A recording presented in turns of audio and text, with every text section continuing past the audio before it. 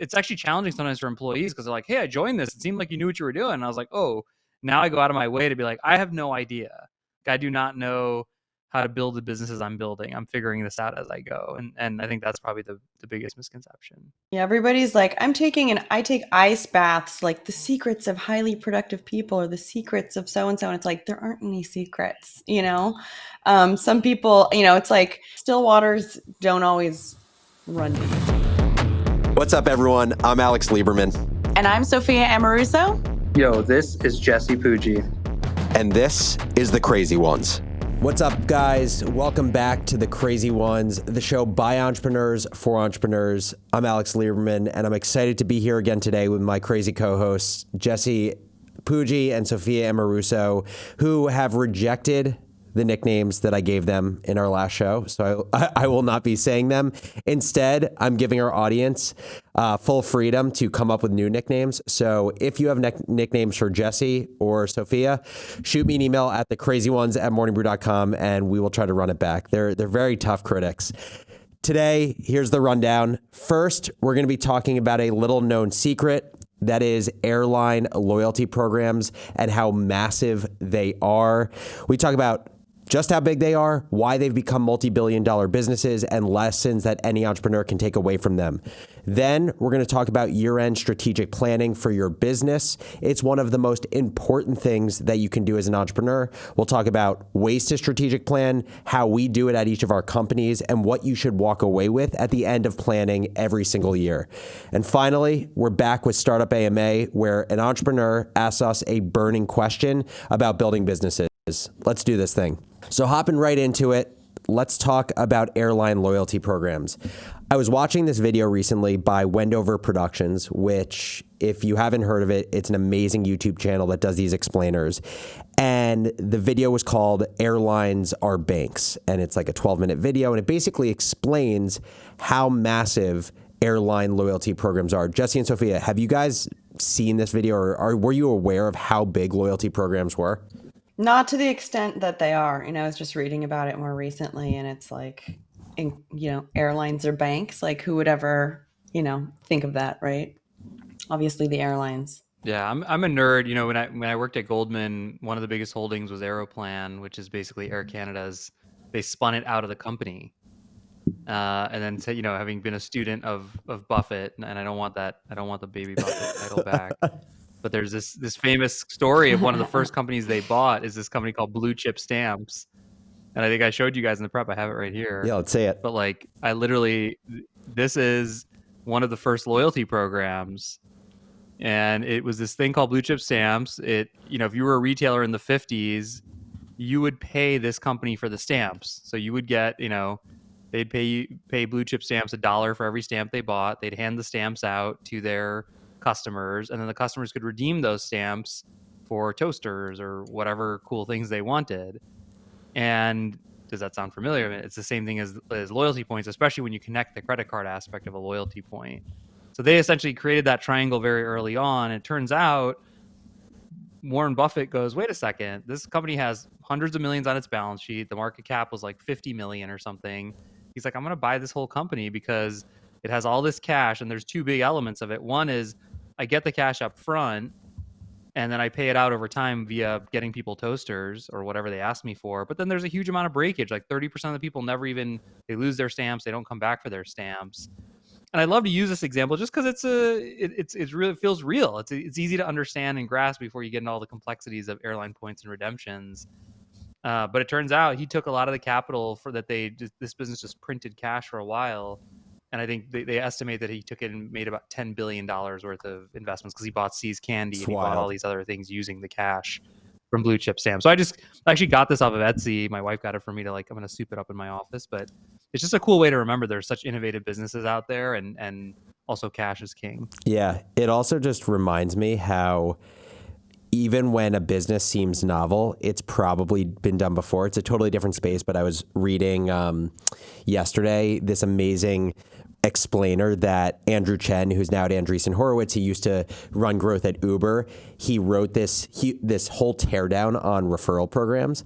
And, you know, I feel like people credit Morning Brew with having a great referral program, but it's like referral programs have been around for so freaking long. And in Andrew Chen's teardown, I have no idea where he got this information, but he basically said that the original referral program was created in like 55 BC by Julius Caesar, who would pay soldiers who attracted their friends to fight in the army. They would pay them a third of their wages. So yeah, like these business models and ways to monetize have been around for so long. And Sophia, in a second, I want you to talk about like other interesting loyalty programs, but just to talk about airlines. There was a research report that was written by a Stifel Nicholas analyst, I think 2 years ago. And the long short of it is he put buys on basically all of the major airlines. And the reason was that he didn't believe that Wall Street was effectively valuing airline businesses because they were just being valued on the cash flow from their operations, but they weren't being valued for the value of their loyalty programs. And so at the bottom of his report, basically the summary was all of these massive airline programs, these loyalty programs, are worth tens of billions of dollars. So he valued American Airlines Advantage program at $37 billion, Delta's Sky Miles program at $33 billion, United's Mileage Plus at $28.7 billion. And the reason there's only recently kind of been interest or just like transparency around these programs is because at the beginning of the pandemic, obviously travel went down and these airlines were losing a shit ton of money and they needed to borrow relief funds from the government. The only way to borrow those relief funds or take loans was to show their financials in a way more transparent way than they ever had, including their mileage programs, which are like their most profitable parts of their business. They're huge revenue drivers for the business. And so only in the last 2 or 3 years have people become actually aware of how big these businesses are. And so just to explain to people how this works, United Mileage Plus in June of 2020 had 100 million members, $5.3 billion in cash flow from mileage sales, from mile sales, and $1.8 billion in profit from the Mileage Plus program. That's 26% of all of United's EBITDA or profit. And the way, just like very simply, how this works is there are co-branded credit cards that credit card companies have with the different airlines. So for example, I actually have a Chase United card. And what happens is as you use your credit card, you earn airline miles. But people, I don't think, have really thought about who's paying for those airline miles. And the way it actually turns out is Chase is paying for it. So Chase is actually spending roughly, this is an average, no one knows the exact number, 2 cents per airline mile that Chase cardholders are earning. So that Chase is literally paying United those 2 cents. But then that mile is either not getting redeemed by customers, like as in like being used to fly an airplane for a long time. And back to Jesse's point about breakage, some people will just never use those points, which means that United is either making 100% on these sales because they're getting paid 2 cents by Chase and then they're never getting redeemed, so there's no cost. Or if there is a cost, it's not 2 cents to United, it's like an eighth of a cent or something like that. And so it's just amazing, this arbitrage that exists because United has a massive customer base of people who pull out their wallet to spend thousands of dollars with them every single year. Anything you guys want to add to that? Yeah, there's a couple of riffs. Let me riff on a few different directions because there's so many interesting parts to this. One thing you mentioned about the 1/8 of a cent. Well, guess who controls how the inventory is redeemed in an airline? The airline. So when their seats are emptier, they try to get more mileage ticket flights because it's cheaper. It's basically incrementally a cost of zero to them, right? If an airplane is flying and it's going to go and there's a seat empty, they should sell it for whatever points they can get because those points, they come back in value from them. So that's a really interesting and cheap way that airlines can redeem it. There's inflation in these programs where they make the points worth less, which is just purely bottom line to them. But there's two other angles I think that are just fascinating here. One is let's not forget about how amazing the credit card business is. So every time, Chase gets a swipe, they take 2 to 3% of that transaction from the retailer, from whoever they're taking it from. From that, they then pay out to the airline or wherever. Sometimes you have these cashback cards. It's all the same thing. Those rewards going back to people are just they're getting revenue from one side, and then they're paying that out as a cost to get it. These mileage, but the last thing that's kind of crazy is these mileage. Part of the reason these programs have become so big is the mileage credit cards are a new phenomenon. Amex was like on this hustle for decades, not doing anything with it. And it's become such a big deal that I don't know if you guys remember this, but 15 years ago, if you had an Amex Platinum, you could get into any lounge in the airport. Every airline partnered and said, you can use the lounge, no big deal. Then the airline said, wait, I have my own credit card.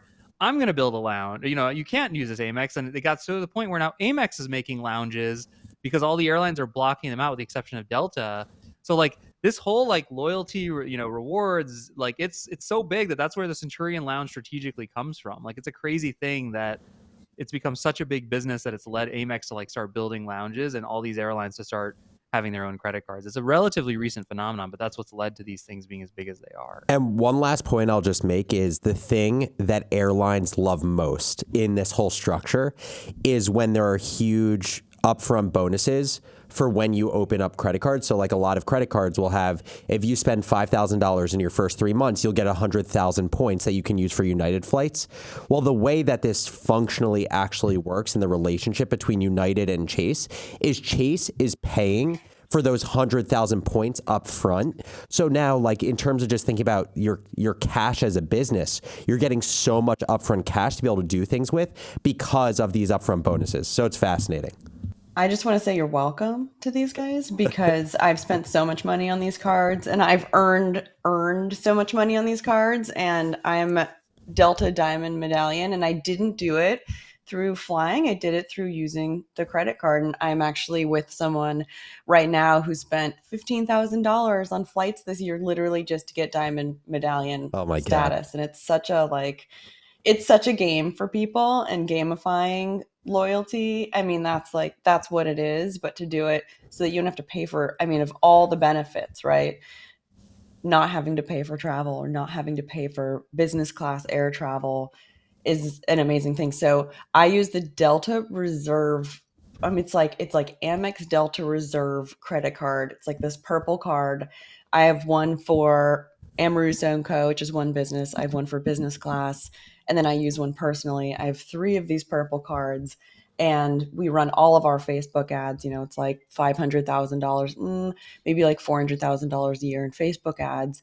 And through my business, I'm not sure about you guys, but I'm able to rack all of those points up. And those are obviously dollars that Delta's using to finance their business, but I'm also using to finance my travel, which is like, nobody really loses. I guess the credit card companies kind of lose, but in the end, I think everybody probably ends up making that was one of the lot of money. That was one of the sad parts of, to your point, of spending a lot on marketing on the credit cards. One of the sad parts of doing our deal and selling our company is before that, I knew exactly where our points were. I used all of our points we were racking up for personal travel. Now I have no idea where those points live. And I know there's a lot of them, but I've been too afraid to ask.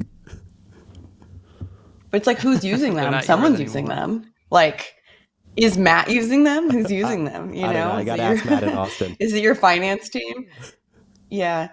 And then I was doing research similarly, I guess, on Starbucks. And this is something that's a little bit easier for, I think, most people to grasp, is just like, I'm sometimes want my Starbucks chai, soy chai, no water, or something like that, extra foam, and I'll punch it in the app. But it's not like, the Blue Bottle app, when you buy a coffee, for example, it's Apple Pay. It's just like ding, ding, and you pay whatever it is, $10 for your fucking matcha. At Starbucks, you have to like load in money in increments. So in I don't know if it's $25 increments, but I have money, and I use this very, very infrequently. I'm not really a Starbucks person, but when I want Starbucks, and of course I just want to walk in and be efficient, I will order a coffee 10 minutes before I walk into a Starbucks or a Blue Bottle, because I don't want to sit and wait. I do that with Postmates too. I like to like intercept my orders. That makes me feel like a really smart person. Yeah, you're like And like so a I have track money star with the sitting in baton. this. Yeah, I am. And then this. So yeah, I've got like, I don't know. I mean, not a ton sitting in my Starbucks app, but between that and the same thing with, gift cards, and this goes for any business that has gift cards. That's kind of like the simplest, I guess it's not loyalty, but it's your customers giving you a loan in advance that you can use to run your business.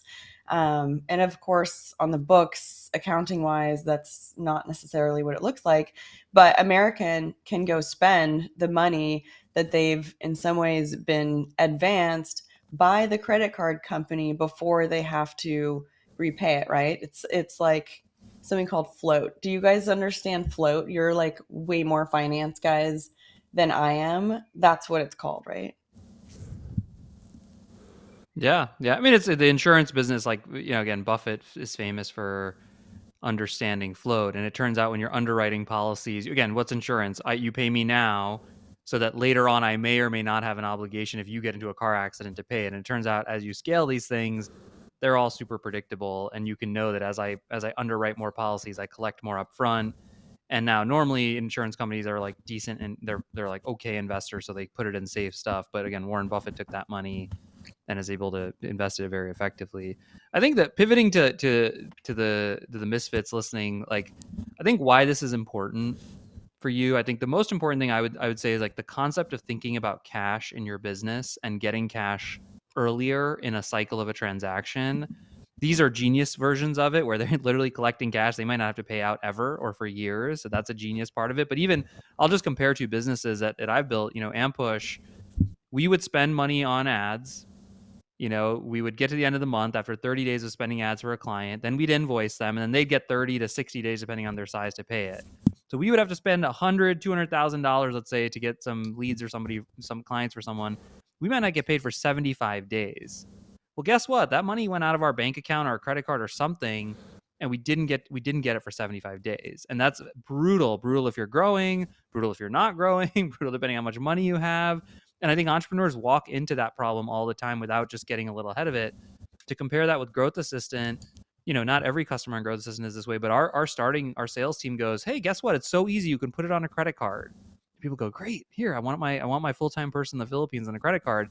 Well, there's a little bit of a trick there. We get to charge them on the first of the month. We take the money before we pay their person. So guess what? We get the money, the first of the month is great. The bank account fills up every month with charging every single person. We never have to think about cash or receivables. So just as a comparison for someone listening, a tiny little switch in the business model, which actually most customers like, and there's a cost to it, of course. We have to pay the credit card, but it's totally worth it. It makes the business so much easier to operate and so much less stress. Yeah, I think to that point, it's like most businesses don't have this luxury and they perform a service and then they get paid at some point later, hopefully not too far out in the future for that service. So Jesse was using the example of his businesses at Morning Brew. It's like we will deliver the service of advertising in our newsletters to our advertisers.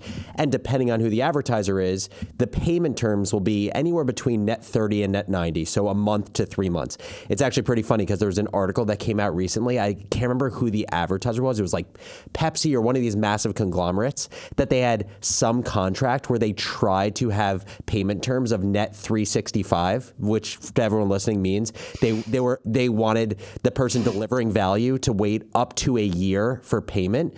And so yeah, this negative cash cycle where you're paid up front, then you deliver the service effectively is a zero interest loan from your customers. But going back to Jesse's point about breakage, it's actually better than a zero interest loan because with breakage, it means basically people who are getting Starbucks gift cards or have money in the app, 10% on average will never actually use that money.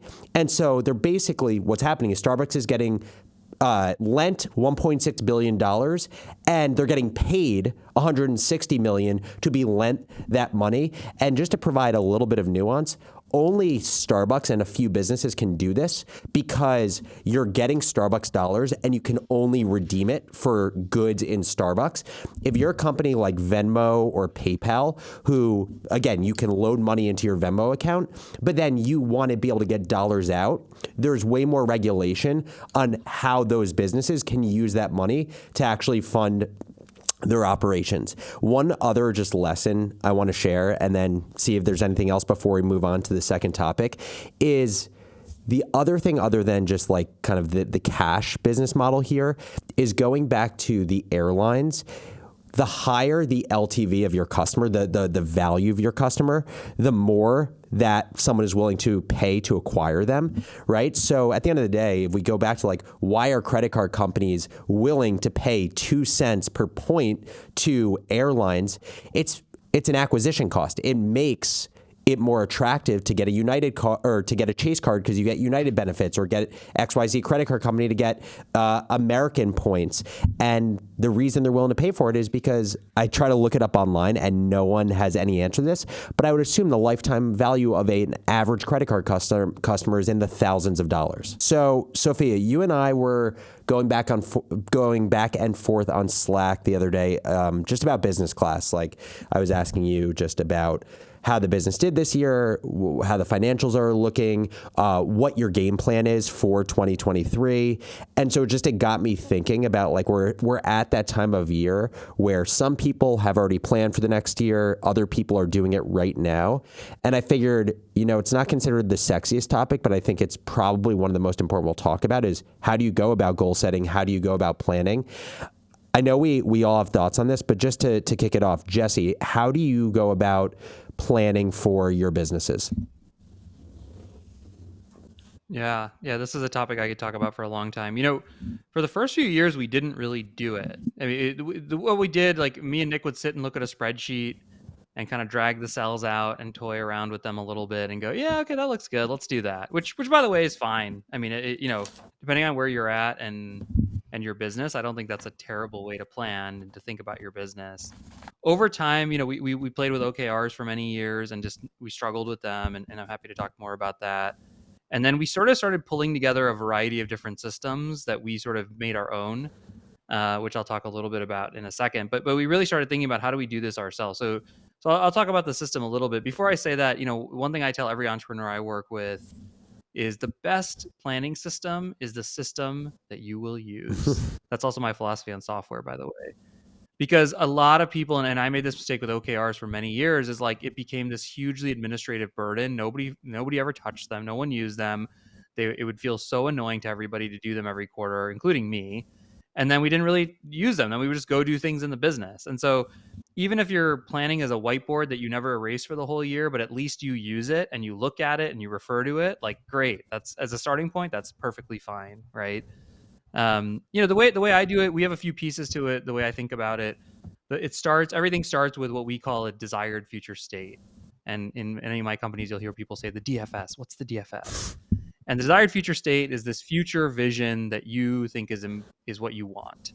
You don't have to get it. It's totally a choice. It's supposed to be inspirational, not like, oh my God, I have to do this. And typically, again, internally at any company that I've been a big part of, you'll see what's the 3 or 5 year DFS? What's the 1 year DFS? What's the 3 month DFS? So people will start to say at different time periods, where do I want to be? And the point of the DFS is to forcibly disconnect people from reality. We actually want that. We want people to have an open and big vision for what can be. Now, obviously, we always equate it with John F. Kennedy's The Man on the Moon, right? He just said, hey, in 10 years, we're going to get on the moon.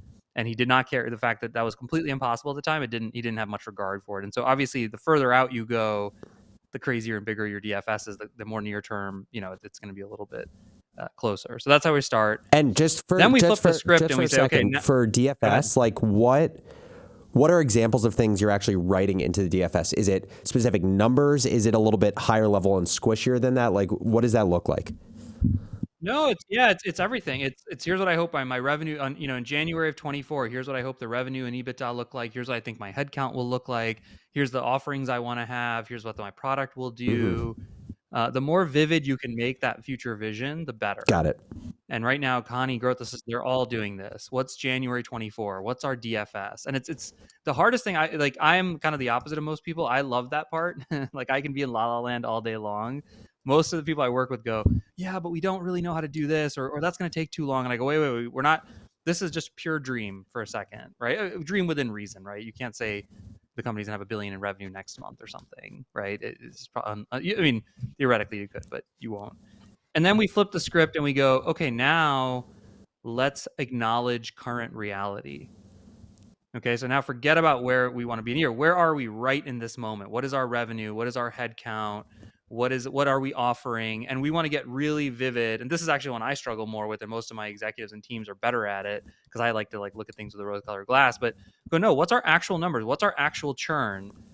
And once we have those super clear, those two, and there's some iteration that will end up happening once you put them both on a chart or whatever. But then a lot of the strategic planning is, okay, cool. Well, how do I get from here to there? Right. And then we say, what are the most important questions? What are the most important doubts? What do we have to validate? What do we have to prove? And we call those, and this is something I picked up from my coach, we call those waypoints. And the waypoint analogy I love because OKRs, OKRs like, go hit this big goal, go get your objective and your key results. It's okay if you're 0.7 within it. In my experience, OKRs are really good when a company understands itself really well. Most people listening, me, you guys, we don't know our business that well. I don't know what's going to happen with Kahani. I don't know if it's going to become huge or the product's going to work. I have a lot of doubts. And so OKRs don't really work because I don't know what to do. I don't know what to predict. Instead, if I say I have certain doubts I want to prove, I have certain things I want to validate, those are waypoints. And the waypoint, I guess I'm not a sailor, but apparently when you sail, if you're sailing from California to Australia, you don't go in a straight line. Instead, you kind of go, first, let me go to Hawaii, then let me go to Japan. You make your way through these different sections to eventually get to Australia. So it's the same thing in a startup. You don't know at any given moment. You go, well, next, I think the most important thing is, and I can tell you some of them, like Kahani, we want to better understand churn in the first quarter. That's one of our big waypoints. And we think if our churn is, if we can retain 80% of the customers in the first 3 months, we're gonna tell ourselves, oh, our product seems fine. If it's below 80%, we're going to go, I don't think we're making it on product right now. We need to improve the product. We got to do more with the product. So it kind of sounds like a goal, but it's really a doubt. It's really like what's going to happen, and let's see where we end up. Got it. So that's an example by the of way, one. But when do you do this process typically? Have you already done it for next year? We're in the process right now. So the other thing that I forgot to mention was typically we'll have the leader. So say Adrian and Growth Assistant, for example, she put together the DFS for the team. She also put together a current reality, and she starts to share that with the team. And this is the alignment process. The team goes, "You're crazy. You're a crazy CEO. That's not going to happen. We're not going to 3x the business. Here's why." And she starts to go, "Well, tell me why. Tell me what are the issues." Well, we need 2 more salespeople, and we need this. And it's actually a wonderful way to go, "Oh, great. You're telling me what you think we need to do to make the business work." And so there's actually an iteration process. So it starts with that. Then we iterate it with the teams and the executives from an alignment perspective until ultimately early on in, say, January, we'll go, okay, everyone knows what they need to get done. And I'm big on focusing on the next quarter with some perspective on the rest of the year. And then each quarter you kind of focus the lens on that quarter versus trying to you're not going to know what your July some companies will, but knowing July sales for any of the businesses I'm running, impossible. Right. So it's just focus on where you want to be or which. It sounds like the way that you think about it, and you didn't describe it in this way, so tell me if it's different, is you very much enjoy the top-down approach to it, hypothetically saying Kahani is going to do, I'm just going to take a random number, this is actually it, $3 million next year. And then let's say it does $3 million. As you're planning for 24, you're going to work on your plan. It's going to be no, I think the most ambitious but realistic look at this is we can do 7 million, feel it's mostly art, a little bit of science. I think to get to 7 million, we're going to need 30 people. I think we're going to need mostly growth in engineering, whatever, blah, blah, blah. And then you're going to have this list of what your future state is for Kahani in 2024. You're going to share it with the team at Kahani, and then they'll look at it from a bottoms-up perspective to basically say, okay, 3 to 7, how do we actually get there given the trajectory we're on right now, how many people we have, who our customers are? Is Jesse batshit crazy, or is this actually within the realm of possibility? Is that kind of what the dynamic is? Yeah, and there's a couple iterations in there. Sometimes we'll say, well, here's Jesse's DFS. Now by team, let's come up with a DFS. Hey, sales team, what's your DFS? Hey, marketing team, what's your DFS? That kind of aligns. It's not that different from OKRs. It's some different words. The other big thing that takes place is, ultimately you have to come down to who's going to do what. Like, what are the actual actions people are going to take to try to accomplish the things that we're talking about? And so that's the other piece of it, that you got to go like, well, who's actually, if we're trying to get 500 leads for Growth Assistant, there's 20 ways to do that. You could do more Twitter, you could light up Facebook ads, you could become an email guru, you could go do affiliate partnerships.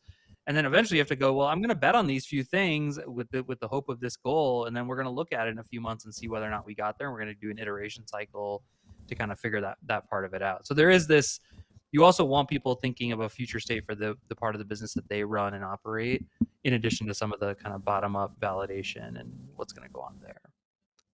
I think for, because we're assuming that your company's well financed, that there are teams, that you have direct reports, that you're collaborating with people. And for smaller business owners, I think a lot of it has to do with satisfying your personal life and starting with that. And for me, after having been through more formal planning processes like this, which usually I've hired a COO or an executive to do with me at this stage in my career. And sometimes people are smart enough to start earlier in their career thinking about their personal goals and somewhat of a thesis of what they want to build how they can wrap their business around the lifestyle that they want to have. And this is something that I learned kind of late, because as entrepreneurs, it's really easy to let our business dictate what our life looks like, and to commit to things and say, this is where I want to be, and not really think about whether we're going to enjoy that, what's going to be required to do that. If it works, and I've had a few businesses now that really work. Once it works, you're really committed to it, especially if you have employees, if you have investors. And so knowing what you're getting yourself into when you set those goals is really important. And I like to start with like moonshots. So if there was no way for me to fail, like, what would I do? And then also think like, do my goals that I set kind of based, obviously there's the moonshots, like what's possible based on, all right, and what did you call it? Like your ideal state, right? Desired future state. Based on that, like what's possible? What are my goals? What can I afford? And then what am I willing to do? Because we don't think about, it's easy as a founder to just be like, I'm willing to do anything. And for some of us, it's just like, I'm at a point where I don't know if I'm willing to do anything anymore. And I think there's a lot of rhetoric for entrepreneurs just around like, you need to do whatever it takes to get done. You're a crazy one. You're a misfit, like hustle, hustle, hustle.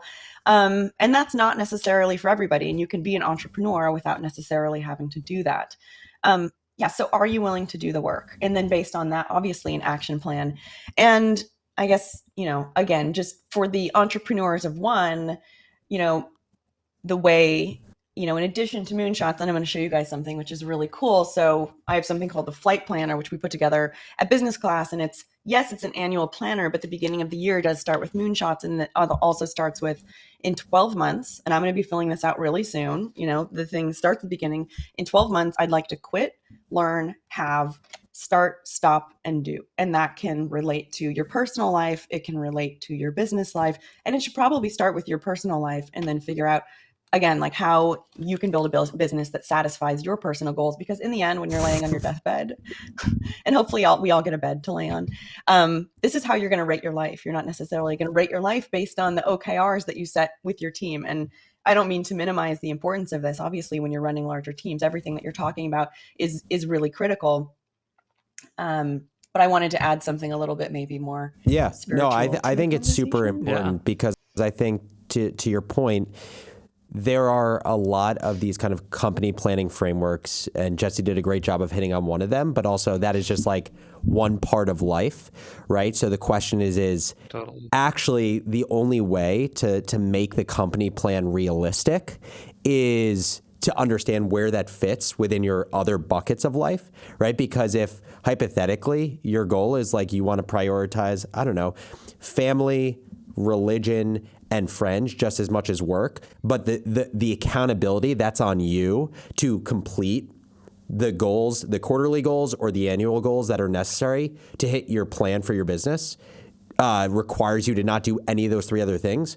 Well, at the end of the day, you've just created a plan that actually isn't living within the world of possibility or reality. So I actually think looking at it from a little bit more of a 25,000 foot perspective, like what you described with the flight planner, is huge. I don't want to talk about Morning Brew's plan really much at all, because I think Jesse did a great job of laying out how they annual plan. But I would say we do something relatively similar at the Brew. We use the EOS process, which is the Entrepreneurial Operating System. And kind of the very quick and dirty is that there are like 3 or 4 of these systems that entrepreneurs have used for years. Oh, there you go. Jesse has Traction in front of him, which is the book by Gino. I'm reading it because I've heard great things and I want to learn. Yeah, it's awesome. So we've been using it basically. We've been using EOS since, when was it? Middle of 2019. And I vividly remember when we read it, because I vividly remember that being kind of the inflection point of the business. I also vividly remember it being one of the only times I've seen Austin mad at me, because we were in a WeWork still. One of our investors, the founder of the Snuggie, who is an incredible businessman and a great operator, he had told Austin, you guys have to read this book, Traction, because Austin and I have been talking about how we're constantly just like, we're basically constantly just like fishing water out of our boat that's taking on water versus actually paddling forward, because we're just trying to keep the machine together today. And he's like, you guys need to learn how to think more proactively, plan for weeks, months, and quarters rather than literally the next 24 hours. And Austin read it. He told me over the one weekend, he's like, you have to read this. And he hit me up a day or two later being like, what do you think of the book? And I knew my answer was not going to be satisfactory to him. And I was like, I didn't read it yet. And he went off on me in Slack again, very, very justified, because it's so incredibly important. So then I spent a full day in WeWork, did no work, just read the book. The very quick and dirty is there's 6 parts of the entrepreneurial operating system. Vision. So if you ask all employees what the vision is, you should get the same answers. If you don't, it's probably not tight enough. People. Do you have the right people in the right seats? Data. Managing your business through a scorecard where you have a weekly report of 5 to 15 numbers that you're looking at that are kind of giving you a litmus test of how the business is doing. Issues, process, and traction. And my favorite quote about what traction means is in the book, it says, vision without traction is merely hallucination. And I just always think about that myself. Like, ideas without execution are hallucination. You need kind of the oomph to back up these big ideas that you have.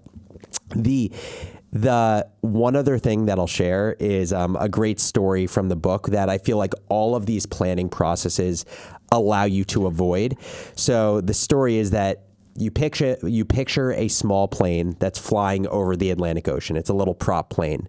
And halfway across the Atlantic Ocean, the captain comes over the loudspeaker and he says, I've got bad news and I've got good news. The bad news is that the gauges on the plane are not working. It's like pretty bad news. He's like, we're hopelessly lost. I have zero idea how fast we're flying or in what direction. And I don't know how much fuel we have left. And then everyone's waiting. They're like, what's the good news? And he goes, the good news is that we're making great time. And that's what it can feel like to run a business that is not well planned, that doesn't have a North Star, that has no gauge of if you're working towards the right place. And so I don't have it up on my wall, but I should probably put that up on my wall.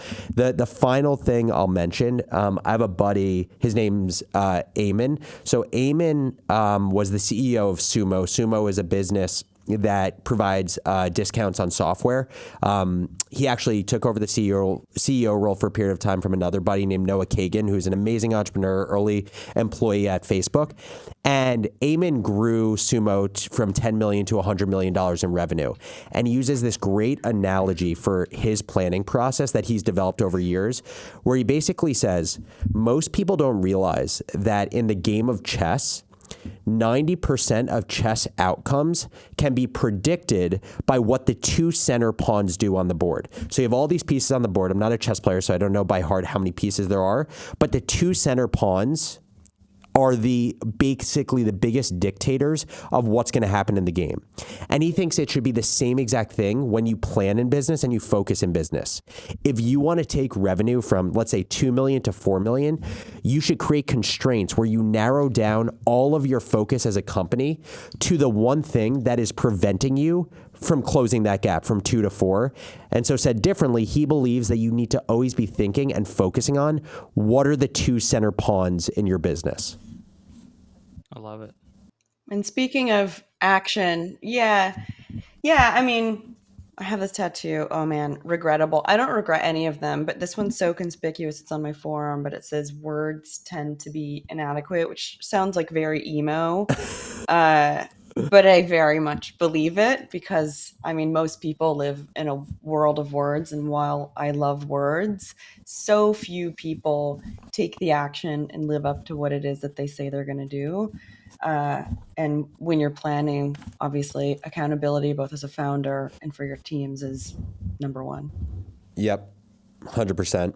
Okay, let's finish up with a little startup AMA. We haven't done this in a few weeks, so I'm excited for this one. Let's watch the video, roll the tape of an entrepreneur asking us a question, and then we'll go around the horn. What are the biggest myths or misconceptions that people have about startup founders?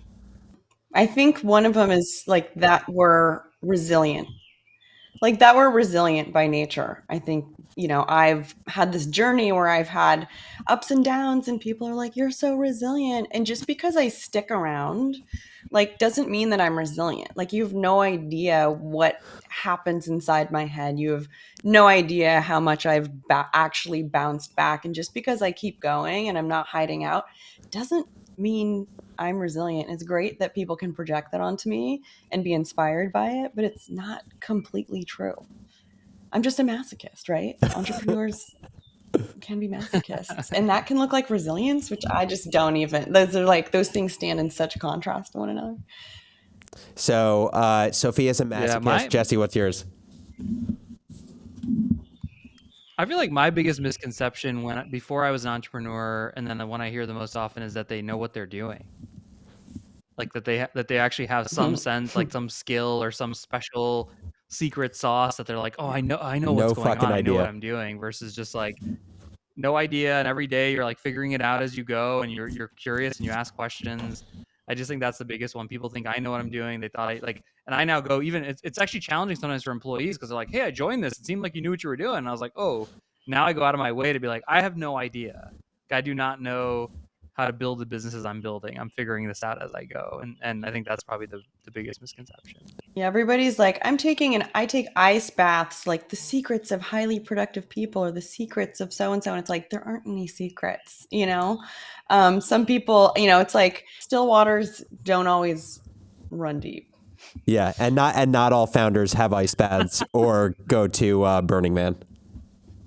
Yeah. Thank God. What's yours, Alex? Yeah, I have a few I'll run through. I was honestly, and when I say these are the biggest myths or misconceptions, these are literally just, I think, things about myself that I'm just saying in the third person. So founders love risk. I know I'm not a risk-loving individual, and I actually was very calculated in making the decision to become a founder.